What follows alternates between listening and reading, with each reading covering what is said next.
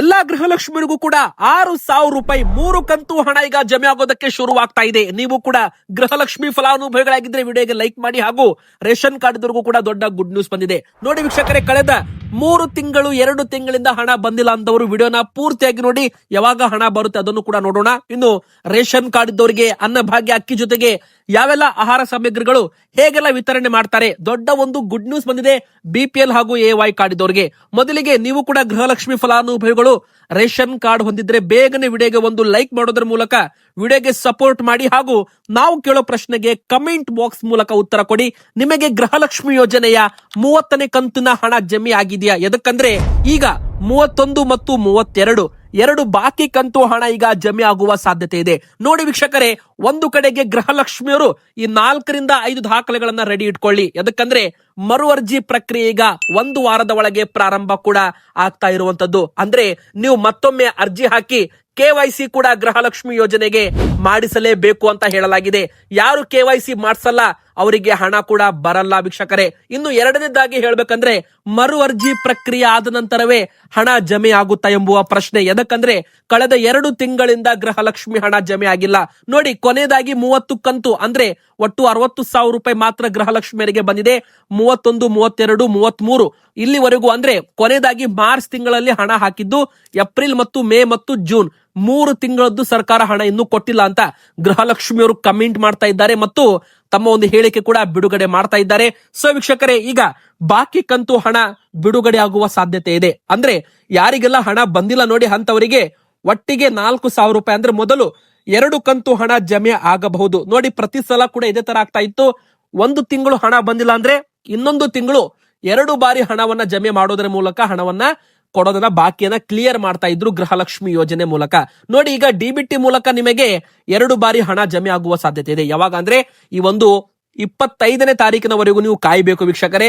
ನೋಡಿ, ಈ ವಾರದಲ್ಲಿ ಮರು ಅರ್ಜಿ ಪ್ರಕ್ರಿಯೆ ಪ್ರಾರಂಭವಾಗುತ್ತೆ. ಮರು ಅರ್ಜಿ ನೀವು ಹಾಕಿದ ಬಳಿಕ ನಿಮ್ಮ ಒಂದು ಅಪ್ಲಿಕೇಶನ್ ಏನಿರುತ್ತೆ ಅದನ್ನ ಚೆಕ್ ಮಾಡ್ತಾರೆ, ದಾಖಲೆಗಳನ್ನ ಪರಿಶೀಲನೆ ಮಾಡ್ತಾರೆ. ಮನೆ ಮನೆಗೂ ಕೂಡ ಅಂಗನವಾಡಿ ಕಾರ್ಯಕರ್ತರು, ಸಿಬ್ಬಂದಿಗಳು ಪರಿಶೀಲನೆ ಕೂಡ ಮಾಡ್ತಾರೆ. ನಿಮ್ದು ಮತಪಟ್ಟಿಯಲ್ಲಿ ಹೆಸರು ಉಳಿಬೇಕು. ನೋಡಿ, ಆಗಸ್ಟ್ 5ನೇ ತಾರೀಕಿಗೆ ಎಸ್ಐಆರ್ ಪ್ರಕ್ರಿಯೆಯಲ್ಲಿ ಮುಗಿದ ಬಳಿಕ ನೋಡಿ, ಆಗಸ್ಟ್ 5ನೇ ತಾರೀಕಿಗೆ ಮತಪಟ್ಟಿಯ ಒಂದು ಹೆಸರನ್ನು ಕೂಡ ರಿಲೀಸ್ ಮಾಡ್ತಾರೆ. ಕರಡು ಮತದಾರರ ಪಟ್ಟಿ ರಿಲೀಸ್ ಆಗುತ್ತೆ. ಅವಾಗ ಯಾರದು ಹೆಸರು ಹೋಗುತ್ತೆ ನೋಡಿ, ಅಂತವರಿಗೆ ಸರ್ಕಾರದ ಯೋಜನೆಗಳ ಲಾಭ ಸಿಗೋದು ಬಂದ್ ಆಗುತ್ತೆ ಅಂತೆ. ಅಂದ್ರೆ ನೀವು ಎಸ್ಐಆರ್ ಅಲ್ಲಿ ಅರ್ಜಿ ಕೊಟ್ಟಿದ್ರೆ, ನಿಮಗೆ ಬಿಎಲ್ಒ ಅಧಿಕಾರಿಗಳು ಅರ್ಜಿ ಕೊಟ್ಟಿದ್ರೆ ಅದನ್ನ ಕರೆಕ್ಟ್ ಆಗಿ ನೀಟಾಗಿ ತುಂಬಿ ಅದನ್ನ ವಾಪಸ್ ನೀವು ಕೊಡ್ಬೇಕಾಗುತ್ತೆ ವೀಕ್ಷಕರೇ. ಇನ್ನು ಈಗ ಗೃಹಲಕ್ಷ್ಮಿ ಯೋಜನೆಯ ಬಾಕಿ ಕಂತು ಹಣ ಕೂಡ ಸದ್ಯದಲ್ಲೇ ಬಿಡುಗಡೆ ಆಗಲಿದೆ ಮತ್ತು ನಿಮ್ಮ ಅಕೌಂಟ್ಗೆ ಆದಷ್ಟು ಬೇಗ 4,000 ರೂಪಾಯಿ ಮೊದಲು ಜಮೆ ಆಗಲಿದೆ ಅಂತೆ. ಇನ್ನು ವಿರೋಧ ಪಕ್ಷದವರು, ಬಿಜೆಪಿಯವರು ಕೂಡ ಫೆಬ್ರವರಿ ಮತ್ತು ಮಾರ್ಚ್ ತಿಂಗಳದ್ದು 5,000 ಕೋಟಿ ರೂಪಾಯಿ ಹಣ ಎಲ್ಲಿ ಹೋಗಿದೆ, ಮುಂದಿನ ಬರೋ ವಿಧಾನಸಭೆಯಲ್ಲಿ ಇದರ ಬಗ್ಗೆ ನಾವು ಪ್ರಶ್ನೋತ್ತರ ವೇಳೆಯಲ್ಲಿ ಪ್ರಶ್ನೆ ಮಾಡ್ತೀವಿ ಸರ್ಕಾರಕ್ಕೆ ಅಂತ ಒಂದು ಹೇಳಿಕೆಯನ್ನ ಕೊಟ್ಟಿರುವಂತದ್ದು ಆರ್ ಅಶೋಕ್ ಕುಮಾರ್ ಅವರು.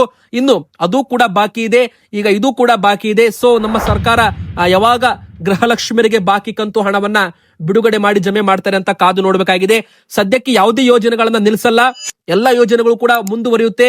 ಗೃಹಲಕ್ಷ್ಮಿಯರಿಗೆ ಹಣ ಕೂಡ ಬರುತ್ತೆ ಅಂತ ಮುಖ್ಯಮಂತ್ರಿ ಡಿ.ಕೆ. ಶಿವಕುಮಾರ್ ಸರ್ ಅವರು ಒಂದು ಹೇಳಿಕೆಯನ್ನ ಕೊಟ್ಟಿರುವಂತದ್ದು. ಯಾವುದೇ ಗ್ಯಾರಂಟಿಗಳು ನಿಲ್ಲಲ್ಲ, ಪ್ರತಿ ಗ್ಯಾರಂಟಿ ಯೋಜನೆಗಳು ಕೂಡ ಕಂಟಿನ್ಯೂ ಇರುತ್ತೆ ಅಂತ ಒಂದು ಭರವಸೆ ಕೂಡ ಇಲ್ಲಿ ಕೊಟ್ಟಿದ್ದಾರೆ ವೀಕ್ಷಕರೇ. ಸೊ ಯಾರು ಕೂಡ ಭಯ ಪಡೋದು ಬೇಕಾಗಿಲ್ಲ. ಎದಕ್ಕಂದ್ರೆ ಹಣ 1-2 ತಿಂಗಳು ನಿಮಗೆ ಈ ಬಾರಿ ವಿಳಂಬವಾಗಿರ್ಬೋದು.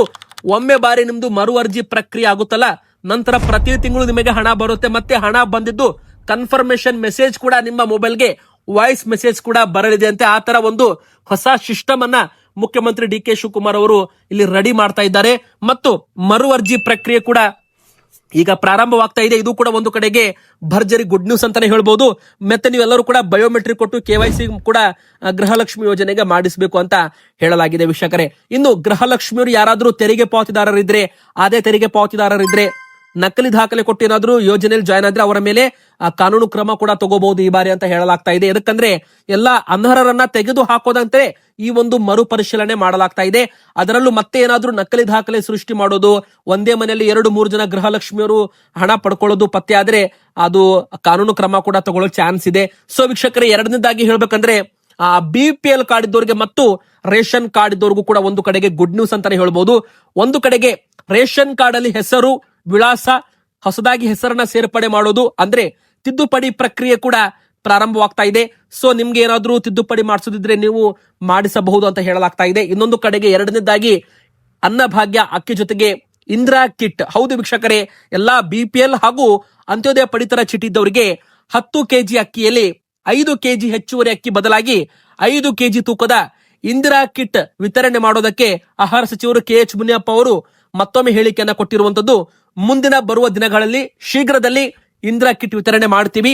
ಟೆಂಡರ್ ಪ್ರಕ್ರಿಯೆ ಅಂತಿಮ ಹಂತದಲ್ಲಿದೆ. ಮುಗಿದ ಬಳಿಕ ರಾಜ್ಯದ ಜನತೆಗೆ ಬಿಪಿಎಲ್ ಕಾರ್ಡ್ ಗ್ರಾಹಕರಿಗೆ AY ಕಾರ್ಡ್ ಇದ್ದವರಿಗೆ 5 ಕೆಜಿ ಅಕ್ಕಿ ಬದಲಾಗಿ 5 ಕೆಜಿ ತೂಕದ ಇಂದಿರಾ ಕಿಟ್ ಅನ್ನ ವಿತರಣೆ ಮಾಡಲಾಗುತ್ತೆ ಅಂತ ಒಂದು ಹೇಳಿಕೆಯನ್ನ ಕೊಟ್ಟಿದ್ದಾರೆ. ಇದು ಒಂದು ಕಡೆಗೆ ಭರ್ಜರಿ ಗುಡ್ ನ್ಯೂಸ್. ಅಂದ್ರೆ ನಿಮಗೆ ಇತ್ತ ಅಕ್ಕಿ ಕೂಡ ಸಿಗುತ್ತೆ ಕೇಂದ್ರದಿಂದ, ರಾಜ್ಯ ಸರ್ಕಾರದಿಂದ, ಅಡುಗೆ ಎಣ್ಣೆ, ಉಪ್ಪು, ಸಕ್ಕರೆ, ತೊಗರಿ ಬೇಳೆ ಈ 4 ಆಹಾರ ಸಾಮಗ್ರಿಗಳನ್ನು ಒಳಗೊಂಡ ಇಂದಿರಾ ಕಿಟ್ ಕೂಡ ನಿಮ್ಮ ಕೈಗೆ ಸಿಗಲಿದೆ. ಸೊ ವೀಕ್ಷಕರೇ, ಇಲ್ಲಿ ಕೆಲವರಿಗೆ ಅಂದ್ರೆ ನಿಮ್ಮ ಕುಟುಂಬದಲ್ಲಿ ಒಬ್ಬರು ಇಬ್ಬರು ಇದ್ರೆ ನಿಮಗೆ 5 ಕೆಜಿ ತೂಕದ ಸಿಗಲ್ಲ, 2.5 ಕೆಜಿ ತೂಕದ ಇಂದಿರಾ ಕಿಟ್ ಅನ್ನ ವಿತರಣೆ ಮಾಡ್ತಾರೆ. ನಿಮ್ಮ ಕುಟುಂಬದಲ್ಲಿ 3-4 ಜನ ಇದ್ರೆ ಮಾತ್ರ ನಿಮಗೆ 5 ಕೆಜಿ ತೂಕದ ಇಂದಿರಾ ಕಿಟ್ ಅನ್ನ ವಿತರಣೆ ಮಾಡ್ತಾರೆ.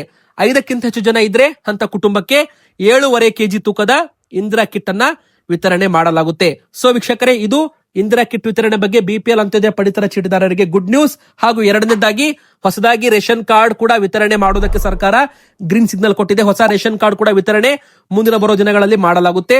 ಇನ್ನು ರೇಷನ್ ಕಾರ್ಡ್ ತಿದ್ದುಪಡಿ ಪ್ರಕ್ರಿಯೆ ಕೂಡ ಪ್ರಾರಂಭವಾಗ್ತಾ ಇದೆ. ಇವತ್ತಿಗೆ ಇಷ್ಟ ಆಗಿತ್ತು. ವಿಡಿಯೋ ಇಷ್ಟ ಆದ್ರೆ ವಿಡಿಯೋಗೆ ದಯವಿಟ್ಟು ಒಂದು ಲೈಕ್ ಮಾಡಿ ಹಾಗೂ ನಿಮ್ಮ ಊರಿನ ಹೆಸರನ್ನ ಕಮೆಂಟ್ ಮಾಡಿ ಹಾಗೂ ನಮ್ಮ ಚಾನಲ್ಗೆ ದಯವಿಟ್ಟು ಸಬ್ಸ್ಕ್ರೈಬ್ ಆಗಿ.